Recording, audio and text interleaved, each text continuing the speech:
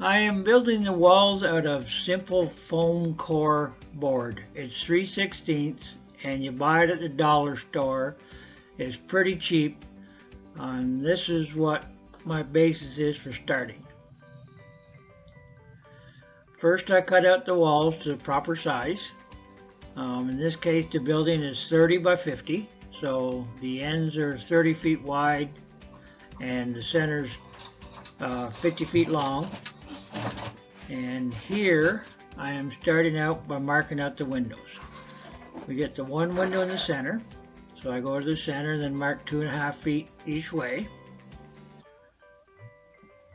And then there's 4 feet in between, and then a 5-foot window, and then 4 feet and a 5-foot window. And that's basically how that's laid out.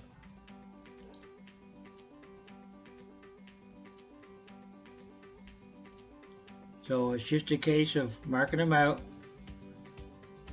5 feet, 4 feet, 5 feet, 4 feet. Then I'm using a door because it's flush with the bottom. And just marking them out.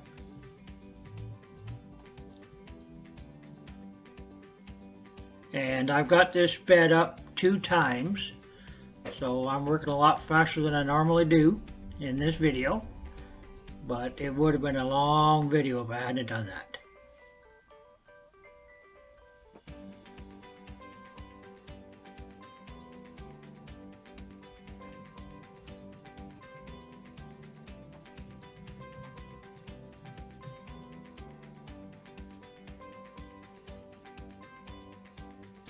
Alright, I've got the door basically marked, but now if I put a window in, then I can mark the bottoms, and I've got a window. Now on the wall facing the track, there are 3 doors, so I'll be cutting them all the way to the bottom.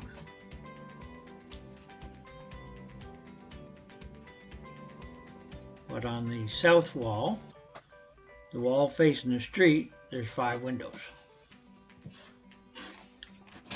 So then you just very carefully cut them out with a nice sharp X-Acto knife.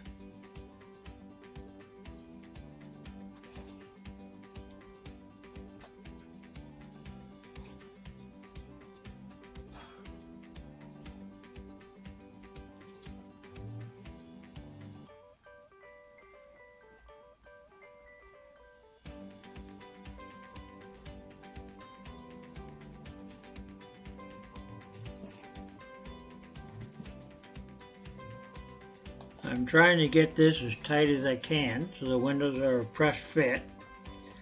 There's going to be some rough edges, of course, so I would just use putty in there afterwards to fill up any rough edges. But the better of a cut you make, the less rough edges you have. We press in the window, and voila! Now all I have to do is cut 4 more out on that wall.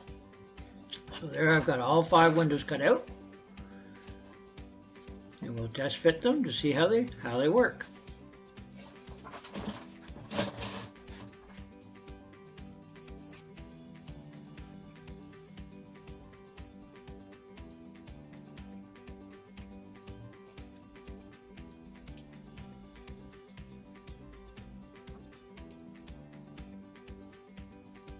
There we are.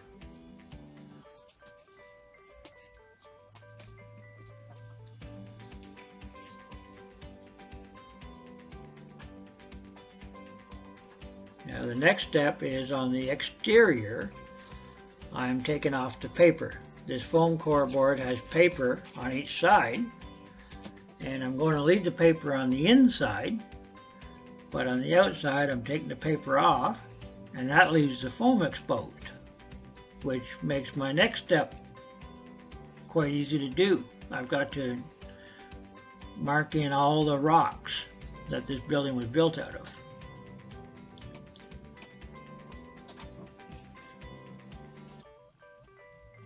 And this paper actually comes off not too bad. It's quite easy, so it's no big deal at all.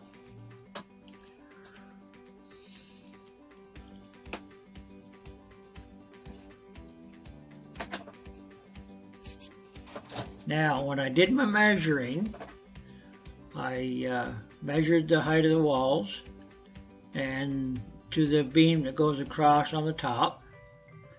And I can't remember what the measurements are off the top of my head, but I just counted the rows up until where the beam was, and it worked out it was every 2 millimeters. So I'm just making a mark every 2 millimeters.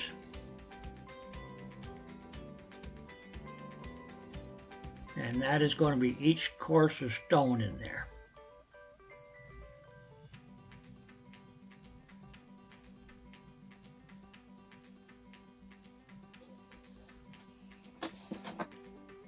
Now the corner blocks and the big blocks alongside the window are twice as thick as each course of brick. Whoops, I missed a piece of paper. I'll take that off. But anyhow, they're twice the thickness of each course of brick. So what I'm doing is I'm starting out doing every second row first so that I can draw my blocks in the corners and alongside each window. Now it just so happens that the stones work out to about 3/16 of an inch. And this front wall fits inside the end walls, so I'm not having to do the ends of this wall, just on each side of the window.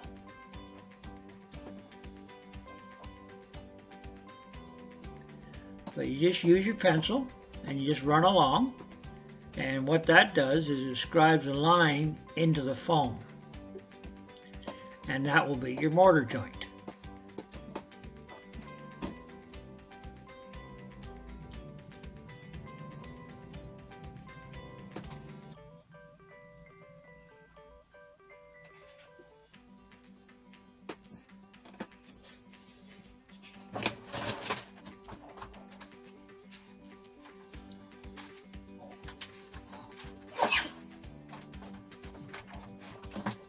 See here where the big blocks are, and then so I just do them in the same order.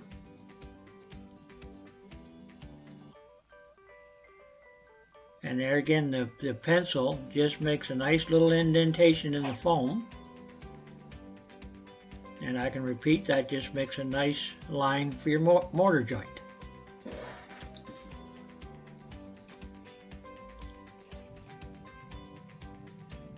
So I just go ahead and do them all on each side of the window.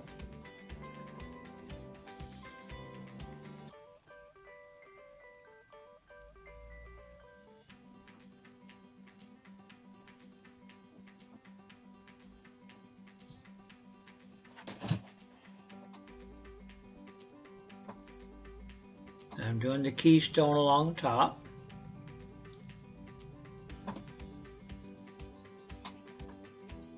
And then I'm doing the one halfway around the arch.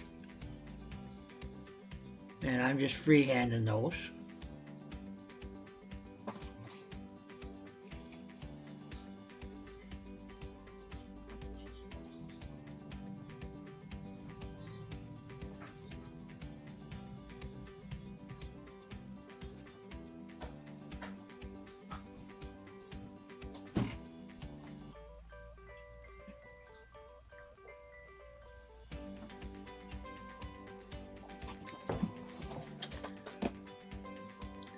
Now I can go ahead and fill in the rest of the lines in between those big stone blocks.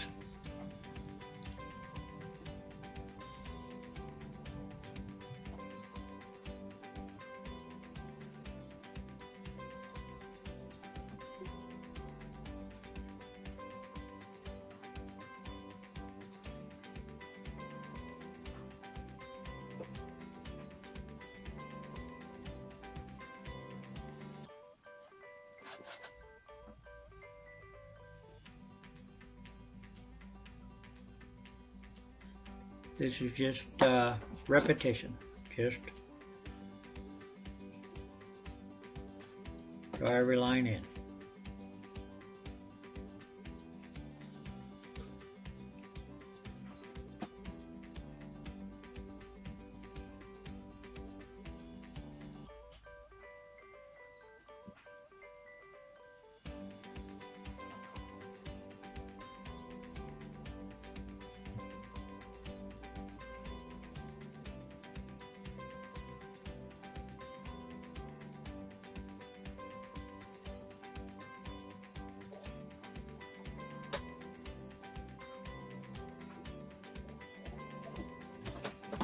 There's all the lines.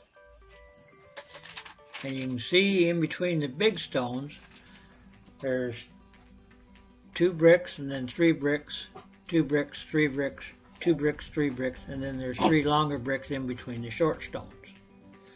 So basically just draw the vertical lines.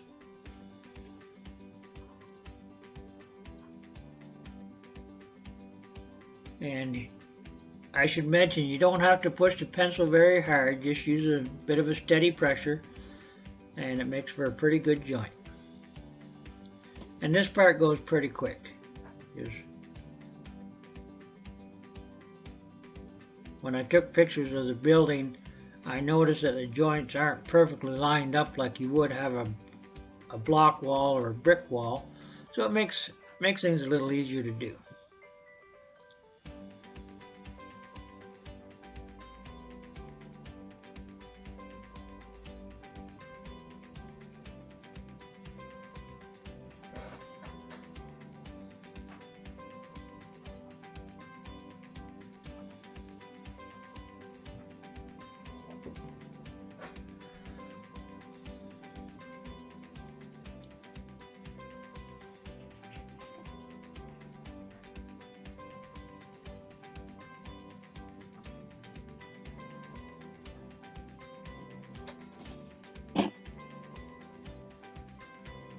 And fill her in along the bottom.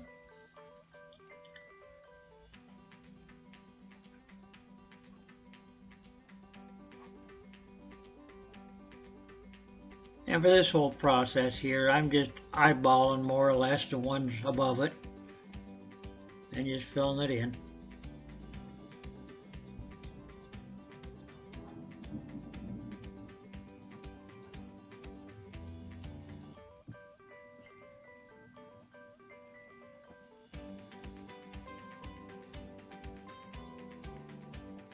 There we are.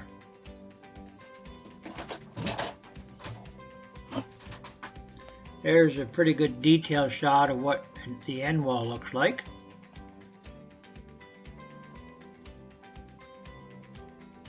And then there's the other walls all finished up.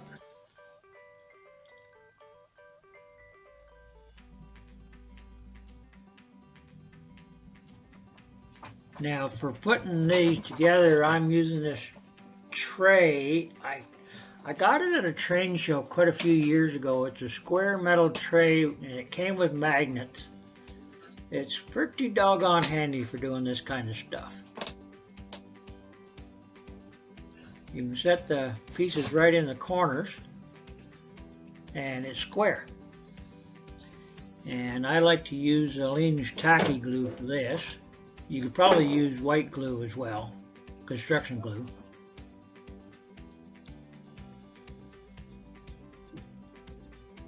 But the tacky glue is a little bit thicker and it grabs pretty quick, so that's why I like using it.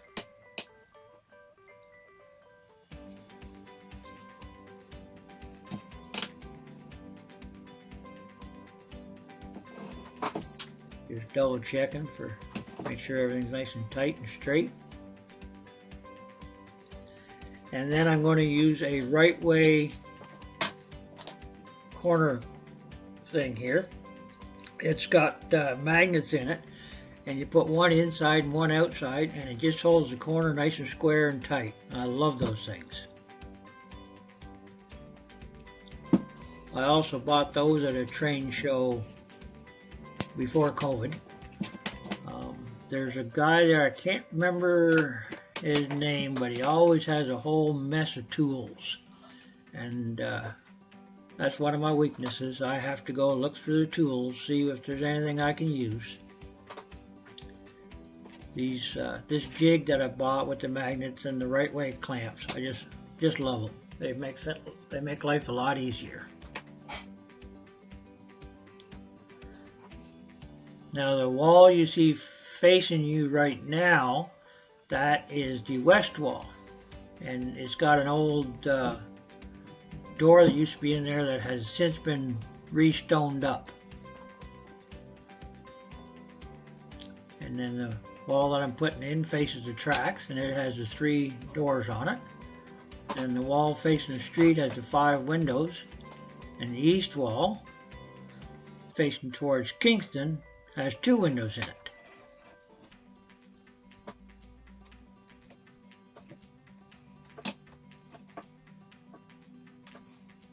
Now, as far as history goes, I can't tell you when that door was re-stoned up, so I'm going to stone it up, and hopefully that fits in with the era that I'm modeling. I'm just not 100% sure.